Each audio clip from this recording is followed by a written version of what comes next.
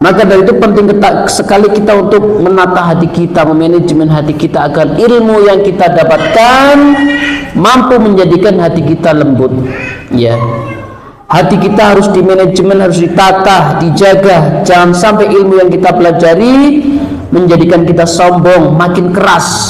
Sebagaimana dulu di awal di bab nikah, ya, harusnya orang berilmu, banyak ilmunya, dia makin sayang kepada keluarganya, kepada anak istrinya, makin baik kepada tetangganya, bukan makin banyak ilmunya, makin keras, makin sombong dan merendahkan orang lain. Maka dari itu penting sekali kita membahas perkara-perkara yang bisa menjadikan hati kita sehat, perkara-perkara yang menjadikan hati kita lembut.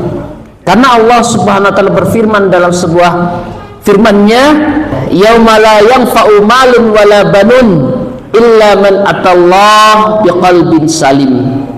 Hari di mana tidak lagi bermanfaat malun wala banun, harta dan anak-anak, illa man atallah, kecuali siapa yang datang kepada Allah biqalbin salim, dengan hati yang selamat, hati yang lembut, hati yang bersih dari penyakit-penyakit, hati yang bersih dari menyekutukan Allah Subhanahu wa taala. Maka dari itu amal hati amal yang sangat tinggi kedudukannya di sisi Allah Subhanahu wa taala. Maka dari penting sekali kita menjaga hati kita agar bersih dan nanti layak bertemu dengan Allah Subhanahu wa taala. Ala wa inna fil jasadi mudghah idza salahat salahal jasadu kullu wa idza fasadat fasadal jasadu kullu ala wahyal qalbu. Ketahuilah bahwa di dalam jasad ada segumpal daging. Ala wa inna fil jasadi mudghah.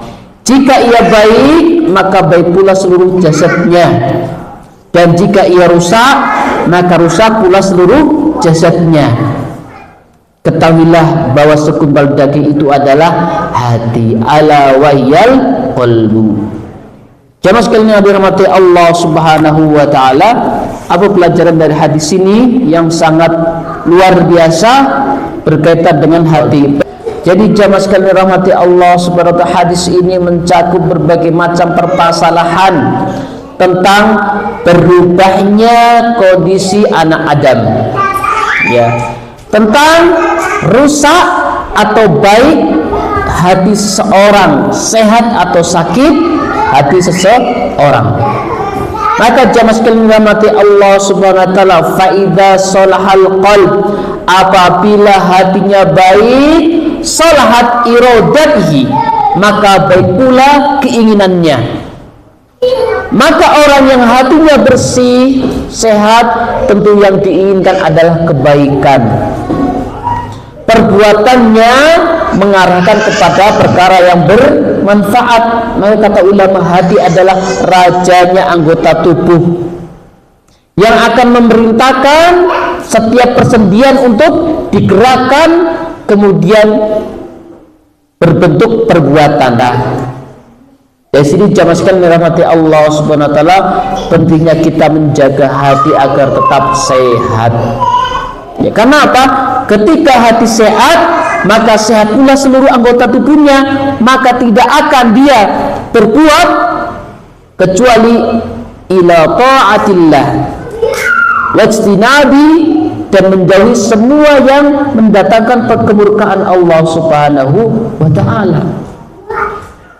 Dan sebaliknya apabila hati itu rusak, wa idza fasadal qalb, apabila hatinya rusak, fasadat iradatihi, maka rusak pula keinginannya.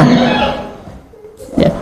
Maka kita bisa melihat jamaah sekalian Bapak Ibu yang dirahmati Allah Subhanahu wa taala, ketika melihat orang ya malas untuk beribadah, yang dilakukan adalah pelanggaran terhadap ya aturan Allah, perintah Rasulullah, berarti menjadi bagian tanda hatinya fasad atau rusak. Ya. Jadi kita bisa menimbang diri kita bisa menilai hati kita masing-masing jamaah sekalian. Ketika yang dominan dari keinginan kita adalah kebaikan, berbahagialah bahwa hati kita sedang sehat. Ketika yang dominan dari perbuatan kita adalah kemaksiatan, pelanggaran, sesuatu yang mendatangkan kerusakan, hati-hati, hati kita sedang rusak atau sakit.